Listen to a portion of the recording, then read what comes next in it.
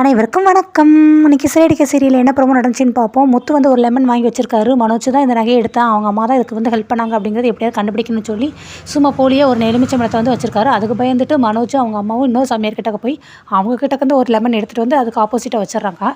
இதை வந்து முத்து பார்த்துறாரு. என்ன மீனா, என்னோட எலுமிச்சம்பழம் இன்னொரு குட்டி போட்டிருக்கு அப்படிங்கிறாங்க. என்னங்க சொல்கிறீங்க அப்படின்ட்டு பார்த்தாட்டா இன்னொரு எலுமிச்சம்பழம் இருக்குது, நீ வச்சு அப்படின்னு. நான் எதுக்குங்க வைக்க போகிறேன் அப்படின்னு மீனா சொல்கிறாங்க. அடுத்து ரோஹிணி வராங்க.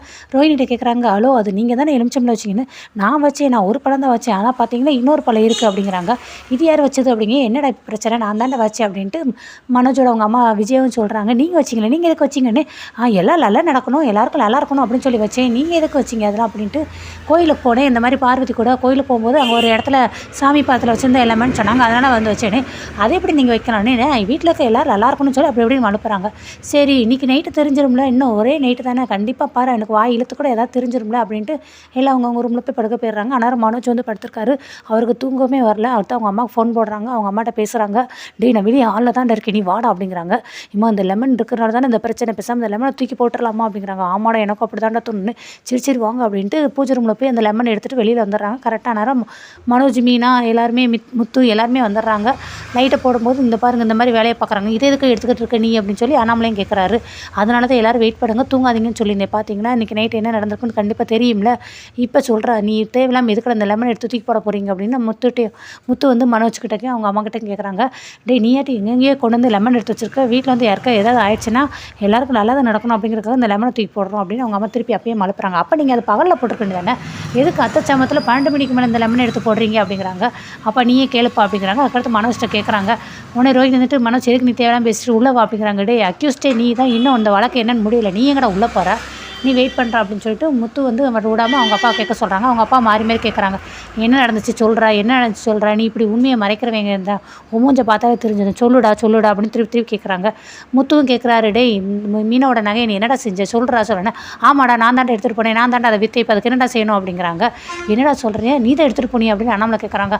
ஆமாப்பா நான் பிஸ்னஸில் 4 லட்சம் வந்து லாஸ் ஆகிடுச்சு, எனக்கு அந்த நஷ்டமான பணத்தை வந்து நான் எப்படியே சரி கட்டணும், அதுக்கு என்ன செய்யன்னு தெரியாமல் மீனோட நகையை எடுத்து நான் விற்றுட்டேன். அம்மா கிட்ட போய் கேட்டேன், அம்மா வந்து மீனோட நகை மட்டும்தான் இருக்குனாங்க. நான் அடமானம் வைக்கிறது தான்ப்பா போனேன், ஆனால் அது அவங்க காணாதுன்னு சொல்லிட்டாங்கப்பா, அதனால தான்ப்பா வேறு வழியெல்லாம் விற்றுட்டேன் அப்படிங்கிறாங்க. மனோஜுக்கு பயங்கரமாக கோவிச்சுட்டு யார் நகை எடுத்து யார் நாங்கள் விற்கிறது, அன்றைக்கி மட்டும் இல்லை என்னடா சொன்னேன், நாங்களாம் பணக்கார வீட்டு மருமகளை வந்து கல்யாணம் பண்ணி வந்திருக்கோம் பொண்ணுங்களை, நாங்கள் வந்து பணக்கார வீட்டு மருமக எல்லாமே பிள்ளை ஃபுல்லாமே, ஆனால் நீ பூ கட்டுற வீட்டிலேருந்து எடுத்து வந்திருக்காங்க, இப்போ அவளோடைய நகை எடுத்து எதுக்குடா நீ விற்கிற, அசிங்கமாலாம் உனக்கு வெக்கமல்ல அப்படின்னு அவர் பயங்கரமாக வைக்கிறாரு. அடுத்து அண்ணாமலை வந்துட்டு நீலாம் ஒரு மனுஷனா, நீலாம் என்ன ஜென்மண்டான்ட்டு போட்டு மனோஜை போட்டு அடிக்கிறாங்க. விஜய் வந்துட்டு எங்க விடுங்க, அவன் தெரியாமல் பண்ணிட்டான் விடுங்கன்னே.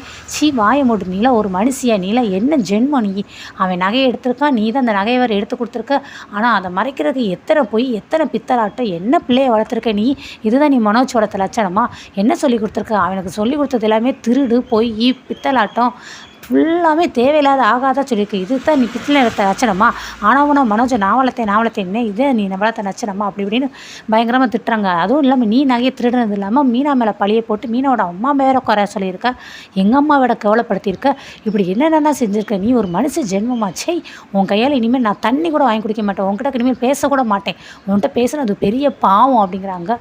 பயங்கரமாக இங்கே திட்டுறாரு. அதுக்கடுத்து முத்துவும் போட்டு மனோஜ் அடிக்கிறாங்க. ரோஹித் வந்துட்டு எதுக்கு ஆளாளுக்கு அவரை போட்டு அடிக்கிறீங்கன்னு, என்னது ஆளாளுக்கு அடிக்கிறாங்களா, அவன் ஏன் பொண்டாட்டியோட நகை எடுத்திருக்கான், அப்போ ஆளாளுக்கு அடிக்காம வேற என்ன செய்வோம், என்ன பார்லாமா நீ இது கூட்டா உனக்கு தெரியுமா அப்படிங்கிறாங்க.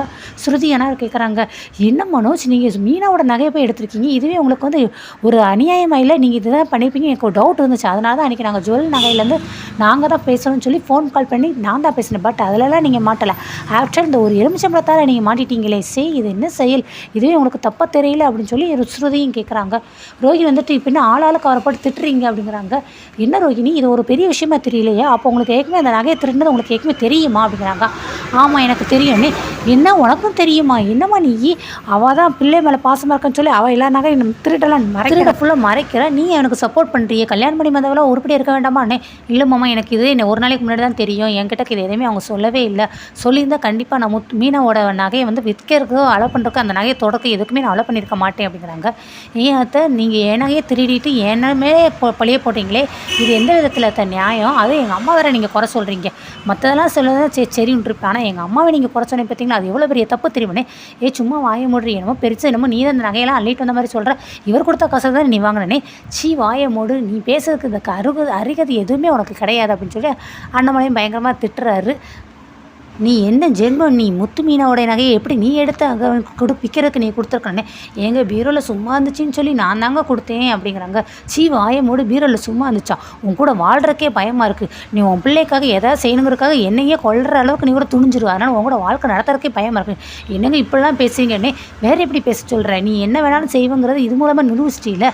இனிமேல் உன் கையில் பச்சை தண்ணி கூட வாங்கி கொடுக்க மாட்டேன், உங்களை பேசக்கூட மாட்டேன் அப்படி இப்படி பயங்கரமாக திட்டார். சரிங்க, நான் என்ன பண்ணிட்டேன்னு சொல்லி இப்படி நீங்கள் பேசுகிறீங்க. நீங்கள் என் கூட பேசவும் வேண்டாம், என்கிட்ட பச்சை தண்ணி வாங்கி குடிக்கவும் வேண்டாம், அப்படியே இருந்துக்கோங்க சரியா, நான் பண்ண தப்பாகவே இருந்துக்கிறட்டும் அப்படின்ட்டு அவங்க கோச்சிக்கிட்டு கதவை போய் உள்ளே போய் பூட்டிடுறாங்க. ரோஹிணி வந்துட்டு, ஐயோ மனோஜ், ஆண்டி பாரு, உள்ளே போய் ரூமில் போய் கதவை பூட்டிட்டாங்க, என்ன எதுவும் போய் பாரு, போ ஆண்டியை கூப்பிட அப்படிங்கிறாங்க. மனோஜ் சீக்கிரமாக பின்னாடி ஓடி போய் எம்மா கதை தரங்கம்மா அம்மாங்கிறாரு. இங்கே எல்லோரும் தட்டி பார்க்குறாங்க, அவங்க அம்மா கதவை திறக்கவே இல்லை. முத்து போயிட்டு, அப்பா போப்பா, போய் என்னன்னு போய் கேளுப்பா, கூப்பிடுப்பா, நீ கூப்பிட்டா கண்டிப்பாக வருவாங்கப்பா அம்மா அப்படிங்கிறாங்க. டேய், அவள் செஞ்ச அசிங்கமான வேலைக்கு அவகிட்ட போய் நான் பேச சொல்கிறியா? அவள் இன்னும் செஞ்சு தொலையட்டும் விடுடா அப்படிங்கிறாங்க. இல்லைப்பா நீ பேசினா கண்டிப்பாக கூப்பிடுவாங்க பண்ணு, என்னாலாம் பேச முடியாது அப்படிங்கிறாங்க. அதுக்கடுத்து அவர் இன்னும் கதவை திறக்கவே இல்லை. திருப்பி மீனா முத்து 2 பேர் பேசுகிறாங்க. என்னங்க மாமா இப்படி பேசுகிறாங்க அப்படிங்கிறாங்க. முத்துவும் சொல்கிறாரு, என்ன அப்பா கடைசி வரைக்கும் போய் கூப்பிடவே மாட்டேங்கிறாரே, இதுக்காக தான் இந்த பிரச்சனை பெருசாகுமேன்னு சொல்லி நான் ரொம்ப யோசித்தேன், ஆனால் அவன் செஞ்சது எவ்வளோ பெரிய தப்பு தெரியுமா அப்படின்னு சொல்லி இங்கே முத்துவும் பேசுகிறாரு.